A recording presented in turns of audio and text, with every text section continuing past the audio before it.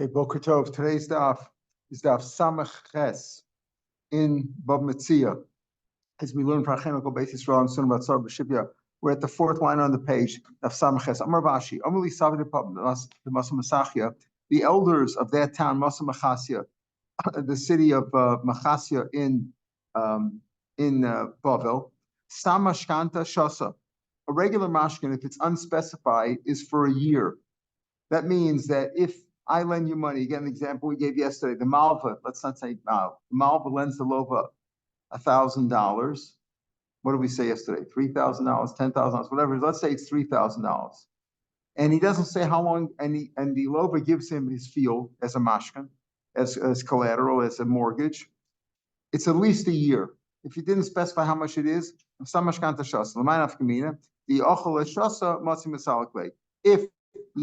he was on the land for a year, that's okay, but less he can't. And Rashi explains that even in a city, when you can pay it off early, we discussed this yesterday, there are certain places where you're allowed to prepay your mortgage, get rid of it, prepay the loan and stop the mortgage.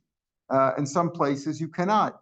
Even in a place where you're allowed to, if you didn't say specifically, if you didn't specify others, whenever you make a deal with somebody, if you made an honest deal and there's no ribbit involved and there's no ono involved, that's the deal. But if you didn't say anything, it's at least a year. So you can't push them off the property. You can't prepay it for at least a year. Rav Ashi said another thing on the elders of Masach told me another Allah.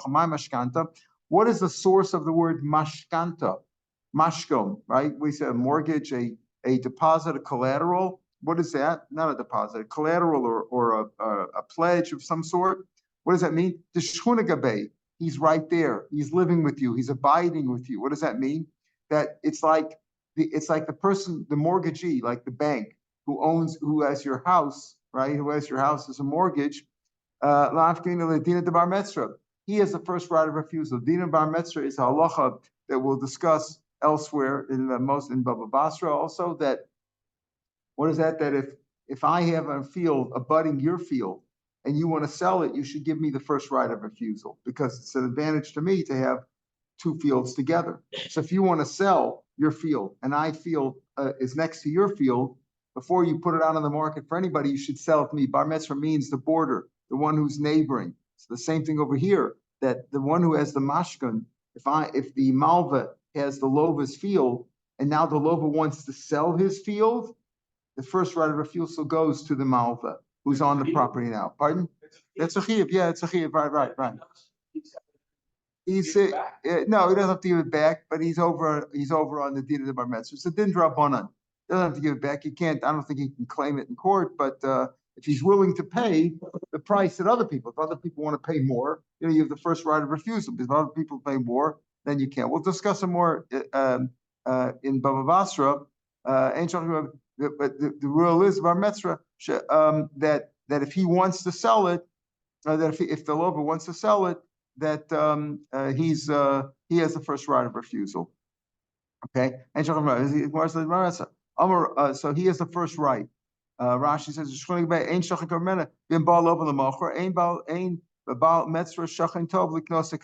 in other words, he could stop the sale to somebody else. He can go to court and say, listen, I have first rights. Once the sale is made, probably he couldn't go back. The deal was the guy paid for it. You were over on the rule of the rabbis that did a bar metzra. The rabbis would give him a knas. I don't think the deal would go off. So manaf din of the bar metzra. That's the lotion of mashkanta, that he's like living with you, right? That's how you feel when you have a loan to the bank and you're paying your mortgage. You feel like the bank is right in your house. That they go right into your bank, especially here. They take the money right out of your account. You don't even have a choice. They're like living with you. Amrava. Less hilchasa, the halacha is not like ketarshi papanoi, like the tacit interest that we discussed before a few blocks back with Rav Papa. Where did Rav Papa? Rav Papa said that my deal of interest is okay. What do you mean by that? He was a brewer, and he said, look, I'll sell it to these people, these poor people. I'll sell them my beer now at the higher price that it's going to be 6 months from now. Isn't that rebid of some sort? Because it's a lower price now if they would have money. They don't have money. So he charges them the higher price later on. Is that like rebid? Well, but Papa said it's okay because I don't need the money now and my beer will last till then. So if they want to take it now, let them pay the higher price. that was countered. That argument was countered. He says, but look at it from their point of view. If they would have money now, they could buy it at the lower price. You're charging them the higher price. That's like ribit. So the halacha is not like Rav Papa, not like the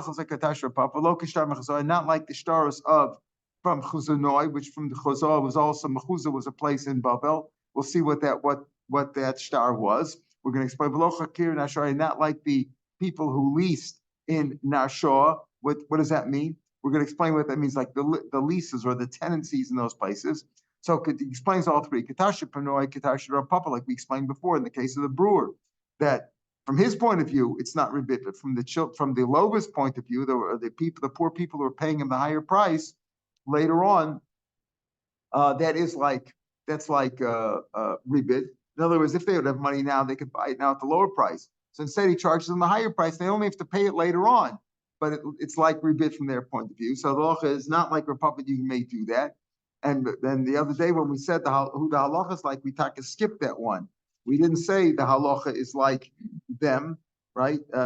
We said the Gemara said at the top of Samachem and Beis, the halacha is like Rav Chama and like Rav Lozer, like Rav Yana, but the halacha was not like Rav Papa, and that's what we're saying over here. We're confirming that here the halacha is not like Rav Papa. So Kadesh Rav Papa, Shtar Mechazor, the shtar is not like them. What is that? The Zakvila Ravcha Akarna. Because of the bishtar, what do? A man would say to a small store, a small retailer, look, I'll give you this merchandise to sell, and okay, at my cost. My cost is $100, and I expect you to make a 30% profit, let's say. So you should really bring in $130 on this, right?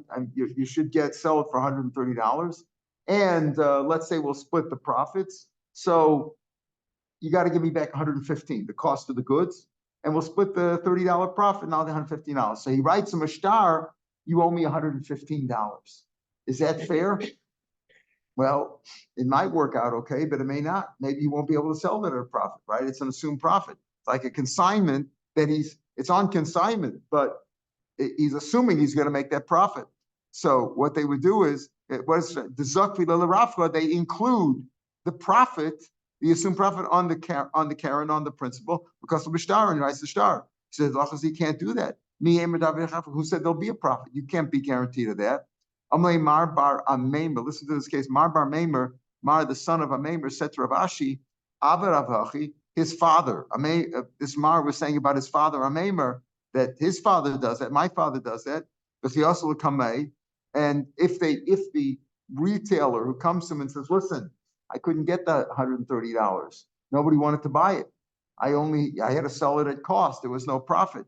When they come to him and complain, Muhammad, he believes them. In other words, my father, this Mar said, my father does that. He writes in the shtar that Yomi $115, assuming a profit of $30 that they're going to split, right?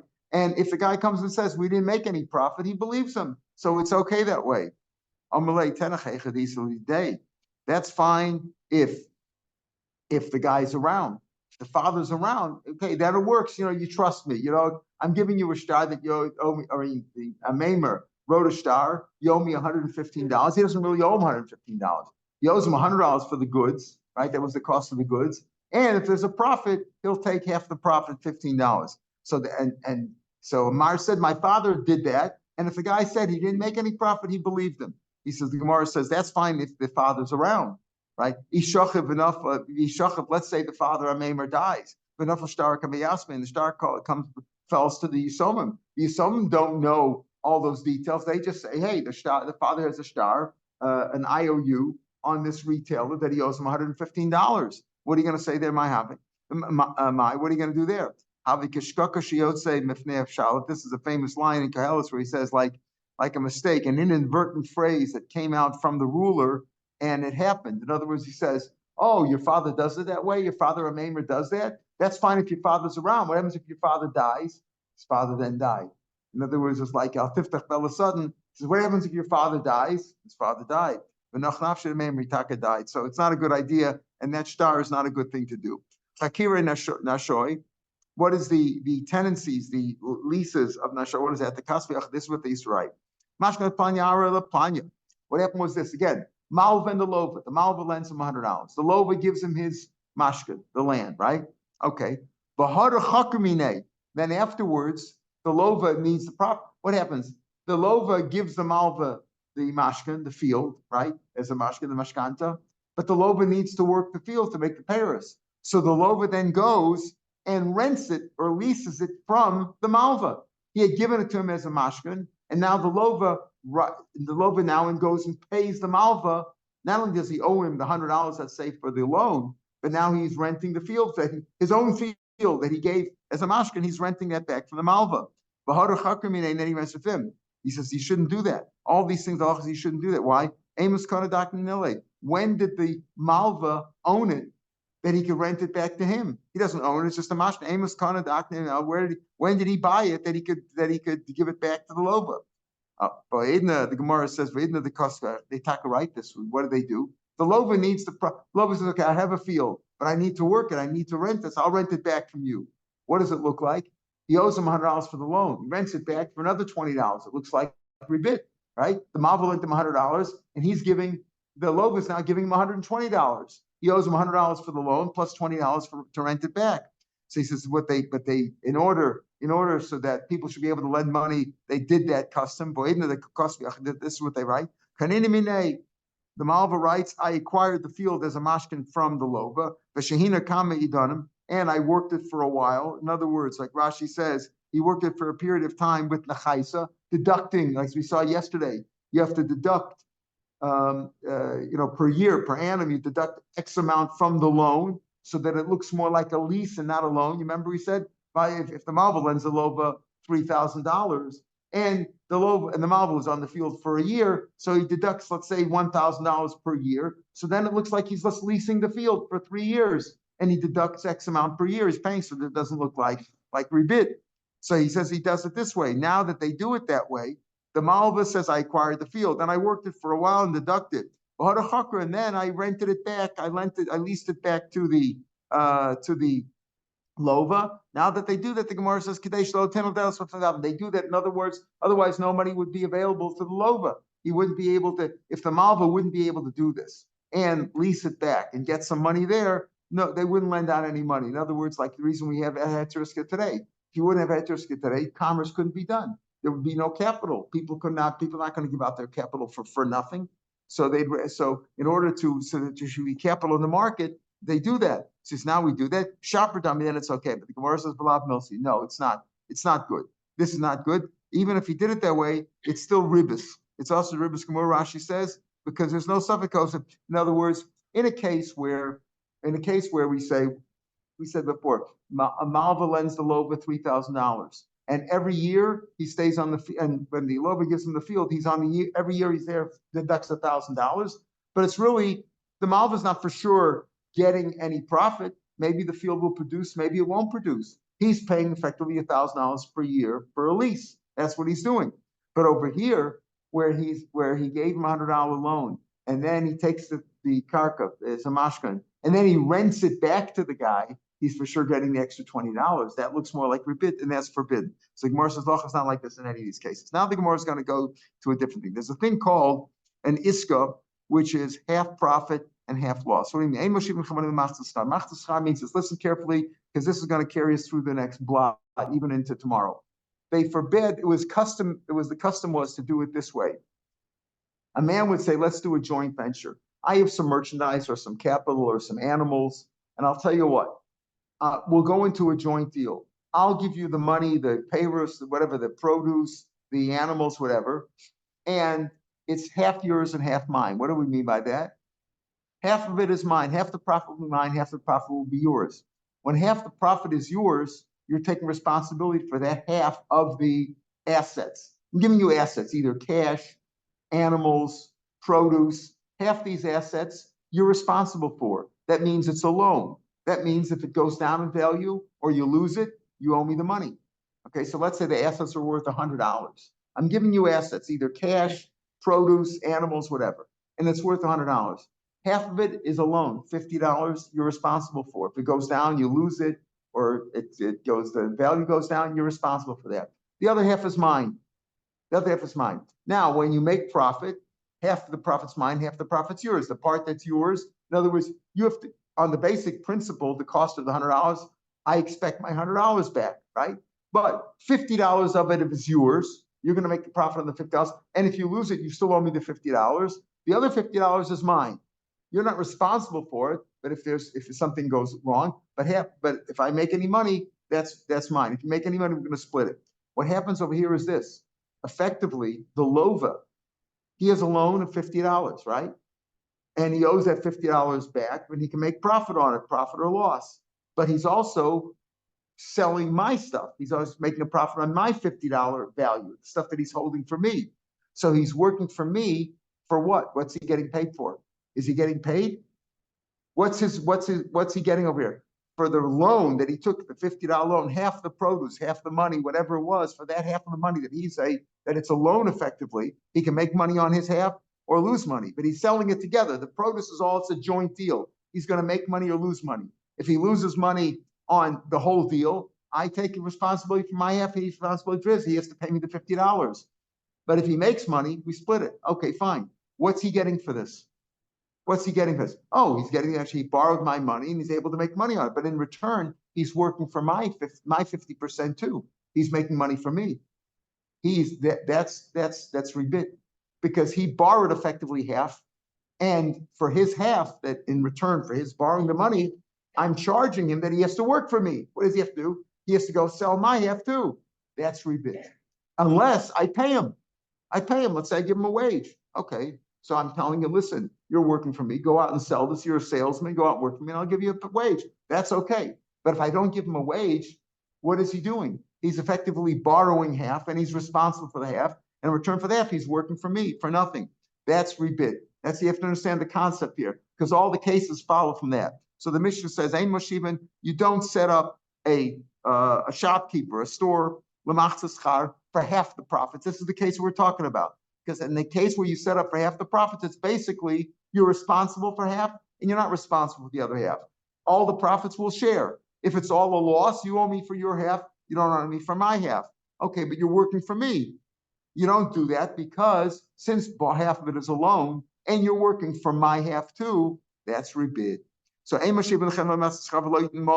whether it's merchandise, or you shouldn't give money to buy produce, for half the profits. Again, that's this case. Unless you pay me like a worker. In other words, so when a man who's the owner of the business, or he has the produce, or he has the farm, whatever, he has cash, whatever he is, he's the industrialist, whatever you want to call him, or the investor. So you shouldn't do that, because he's getting rebid effectively if it's half schar, unless he pays the guy. If I pay you to do the work for me, so you're doing work for me. Otherwise, you're doing work for me in return for me giving you that loan. I gave you a loan. You only owe me back the $50, half the value. If you make profit, fine, that's your money. If you lose, you still owe me the $50. That's a loan. And in return for the loan, you're working for me. You're selling my stuff. That's rebid. Unless I pay you. If I pay you, it's not rebid. Similarly, you don't lend out chickens, to brood on eggs, etc. Lamachza also for saying we'll split the profits. The same idea on the eggs. Again, don't do the same thing with animals, whether the calves or foals, young horses. The same idea. For you got to pay him schar for his toil and for the animal feed. In this case, it's animal feed. It's not just working, buying and selling. But it was customary when you're not responsible. It's not a loan. If you're responsible for half, it's a loan. I effectively lent you half the goods, half the money, half the merchandise, half the animals. But if, let's say, you're not responsible, I just give you young animals to raise. You're not responsible if anything happens. So if they die, it's not your fault. But if you raise them and they grow, I'll give you half the profits. And they raise them until they're either 3 years old or a third of their growth. Or a donkey, raise him until he's able to be a schlepper, a porter, until the animal can stuff stuff. That's okay. That's what he says, right? And then you could split the profits there in those cases, because there, the person who's doing the work, right? He's not taking any responsibility. There's no responsibility. There's no loan. A loan means you're responsible for half, right? So when you're responsible, that's a loan. So if you're working for me in return for the loan, that's ribit.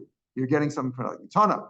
When you say unless you pay him, it says unless you pay him svaro kapol like a worker. What kind of a worker do you mean? It's like the Gemara says in many places, kapol batal, like a person who's unemployed. It says, my kapol, what do you mean like a person who's unemployed? Who says he's unemployed? What do you mean by that? So Rashi says, how much of the person is willing to do nothing? Michael Babal, I know but he's doing work over here. He's not unemployed. Let's say he is a construction worker and he's building buildings and he's doing heavy duty work. So he's willing just to be a salesman because the work is much lighter. How much he's willing to get paid for that? We'll see other opinions, but this is the kapol b'shlas malacha. So why do you have to tell me about these cases? I mentioned the principle is the same, right? That when I give you something, what's called an iska, where we're going to a joint venture, right? Here's the cost of goods, it's $100. Fine, I'm going to give it to you. You're going to work it, sell it, work it, make profit, make a profit. Nice, we'll split it, all good and dandy. But you're working for me too. That's rebid. So why do you have to tell me the case of money, in the case of payrolls, in the case of animals? So he says, the cycle of Paul bottle. And Chanbani, a shopkeeper, so he's happy with getting a small wage, meaning like a worker who's willing to work less from his regular job. It's not a lot of work here. He's got a store anyway, right? So you give him some merchandise, put it on the shelf. But if you're giving him cash and he's got to go out now and buy merchandise, buy produce, more work involved. Maybe it's not enough to give him like worker, just like a worker who's willing to work less for less to do this easier work, this easier job. Maybe you got to pay him a higher wage. And in the case of money leaking when Paris, that where he's doing more work, there you have to pay him like a Paul bottle, like a worker. How much a worker is willing to work for a smaller wage to do a lighter job. There you have to pay because there's work involved. A Chanbani who doesn't have a lot of work, he just puts it on the shelf, puts it out on display. Just give him anything. We said over here the whole idea is if you pay him anything, then it's not rebid, right? Because then he's working for you. Maybe just give him a mashu, just give him something, a token money. Even if you just gave him, a dip, you gave him a food to dip in brine, like to have a little snack. You only had a dried fig with you. I might think that's enough. In both cases, whether he's doing light work or a little bit heavier work, even involved buying and selling, that's enough to pay him. So here we have, before we said you pay him like a bol butter. Here we're going to see some achlokas. How much is his schar? Whatever they agree. It could be a smaller amount. It could be a large amount. Whatever they agree to is fine. That's good enough. Now, that's Rav Meir's opinion. Rabbi Yehuda, like we said before, even if he just gave him a token thing, you dipped a delicacy in some brine and ate it, or you gave him a dried fig, that's good enough. Rashi says Rabbi Yehuda is more makel than Rav Meir. Rav Meir, boy, you have to at least set up a price. You have to agree on a price. Whatever he agrees to is fine, but a lot or a little. Rabbi Yehuda says you don't have to agree with him anything. Just give him something. If you give him some token thing, that's good enough. No, you got to pay him the full wage, meaning kapol bottle, like Rashi says. Like we said before, how much is a worker willing to accept? He normally does heavier duty work, and now how much is he willing to accept to do lighter work? Listen to this. Now, we said before, in all these cases, you only give him for half wages, what they call it, iska, like this, and you can't do that unless you pay him, because otherwise it's like forbid. You don't do this with goats, not lambs or sheep. You don't do this at all. Why? Unless you pay him. Why? Because he's working. The animals themselves do not produce enough to pay for their upkeep.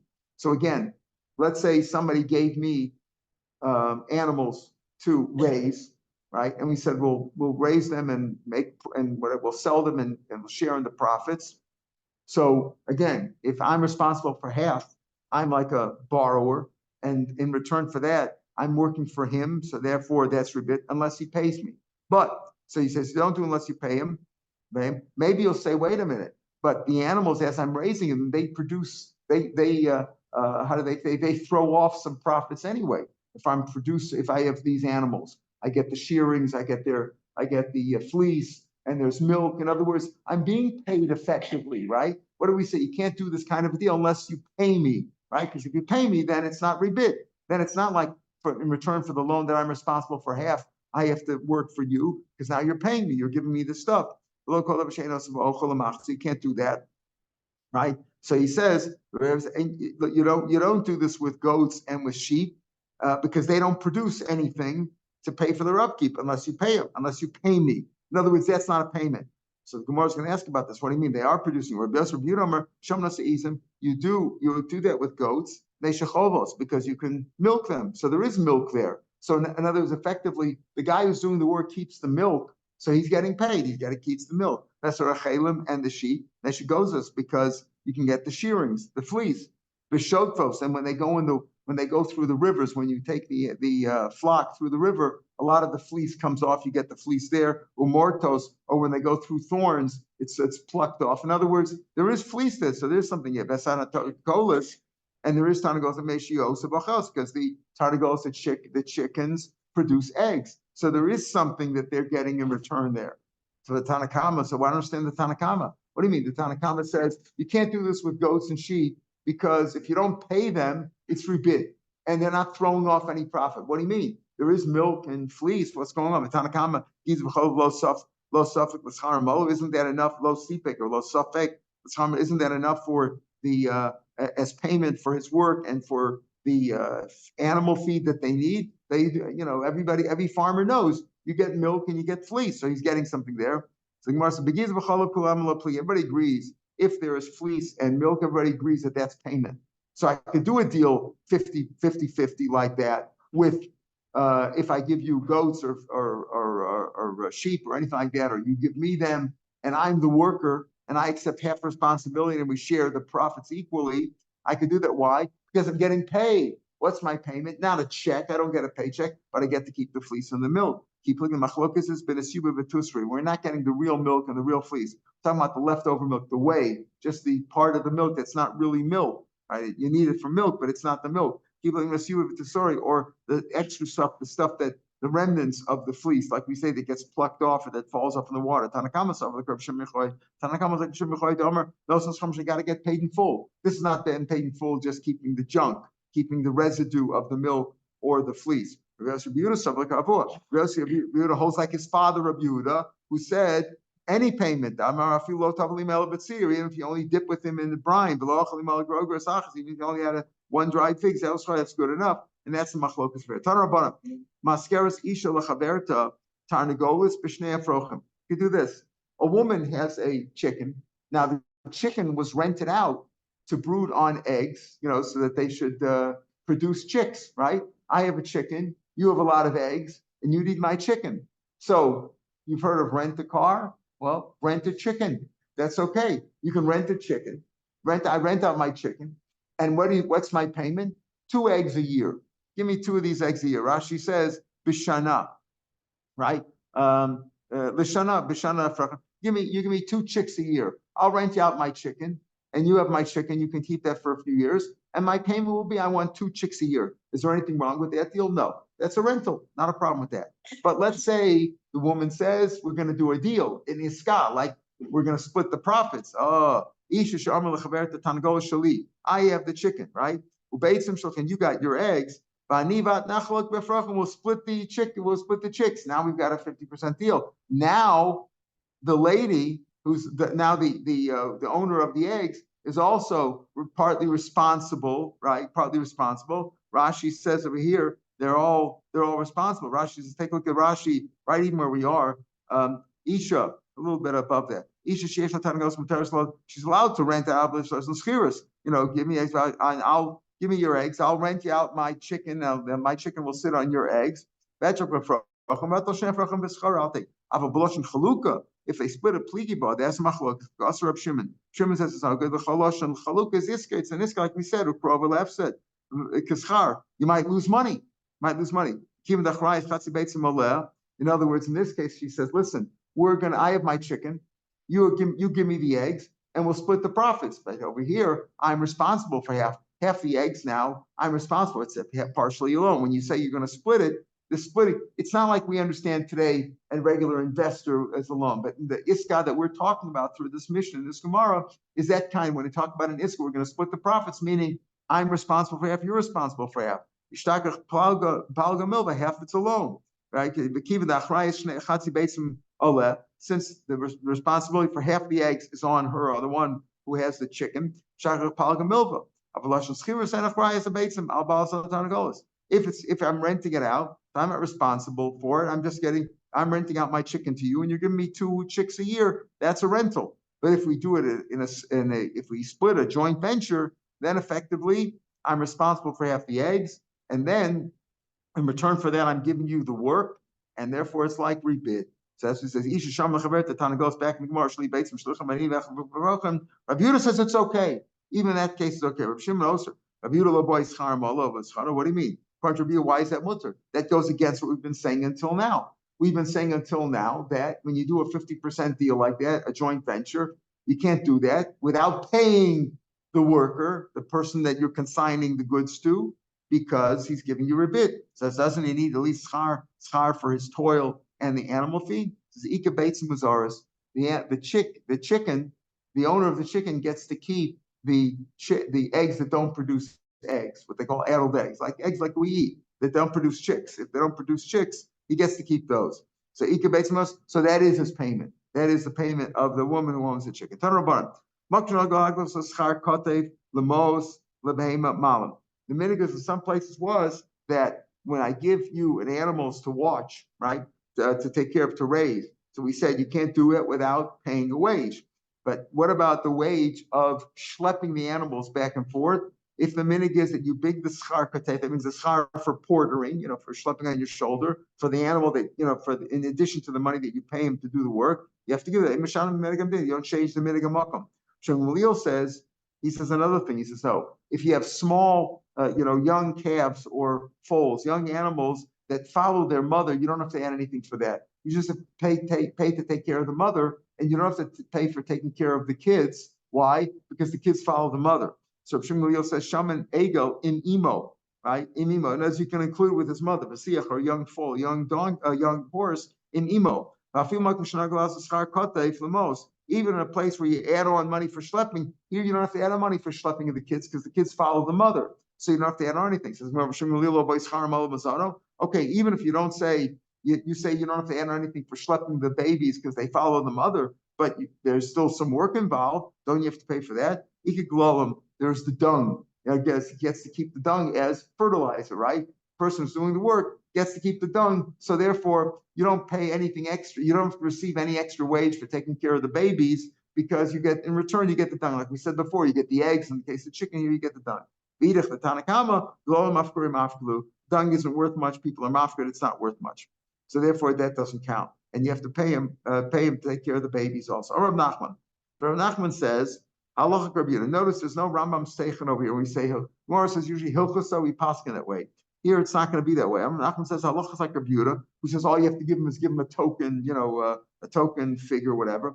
Halacha Rav Yehuda, like Rav Yehuda's son, who went in his father's path and says, oh, you know what? It's enough to give him the the nasubi, what did Rabbi Yosef say? And Rabbi Yosef was like his father, who went with the, he said it's enough to give him a fig. In the case of the milk, it's enough to give him the whey and the residue of the fleece. So he said, Allah is Rabbi Yehuda, Allah is like Rabbi Yosef Yehuda. Allah says you don't have to pay for the babies over here because they'll follow the mothers, right? So that's what Rav Nachman says. Apparently the Allah is like them. We'll see. Now we have a story. B'nei Rav Ilyash. That was his name, Ilyash, right? The sons of Rav Ilyash, Nafik Alayu, Shtar went out, showing that a star went out on their father, who was a Rav, that apparently he did one of these deals of 50-50. Now that didn't look good, because it looked like he was paying rebit, right? That he went on a deal that he accepted 50% responsibility, and in return for that loan that he had a responsible for, he worked for the other 50%. And that was looked like that was rebid. Amar Rava. Rav Ilyash Gavarava was a great man, a rabbi. He wouldn't have fed people rebit, as he wouldn't have paid rebit, it wouldn't have been a deal like that. Manavshach, it must be like this. Agar. It says that the deal went up palga ba'agar, half profit and half loss, meaning half of it he accepts responsibility for, the other half only for the profit. But again, he's working for the other guy's profit, for the owner's profit, the balabai's profit, in return for his 50% loan. This is manavshach. Ipalga ba'agar says it must be that the deal was done like this. If half was ipalga ba'agar, if he was going to split the profits 50%, then the owner would have taken a loss of 2/3, meaning it wasn't 50-50. In return for only taking a loss on a third, he's only a third of it is a loan, but he gets 50% of the profit. So that difference between the third, like the sixth, difference between a third and a half, that's his payment effectively. You understand? I'm only responsible for 1/3, but I'm getting half the profits. So that difference between half and a third, that's what I'm getting paid. That's okay. So it's either he was getting half the profits and the owner was taking 2/3 of the loss, if there would be a loss, right? And therefore he was only responsible for 1/3, or he takes responsibility for half the loss and he gets 2/3 of the profit. In other words, the worker, in this case Rav Ilyash, or the one who the goods was consigned to, got paid. He got paid, let's say, an extra 1/6 based on this. Amar Rav Kana, I said this halach in front of Zid Min Adov. Amrli, Dilma Ravinish, Toval Imo Batsir, having. Maybe why do you have to give this dochik answer and say he got a 1/6 profit, somehow he got paid a 1/6 extra, either by taking an extra third of the profit, or taking less than a third, or taking less a third, or less a 1/6 of the loss? Why do you say maybe Rav Ilyash, the halach is like Rav Yehuda, maybe Rav Ilyash got a token wage, like Rav Yehuda said. Dilma Rav Ilyash Tova Lima Batzir, maybe he got some, he took a token wage there. From Rav Nachman, Rav Yehuda,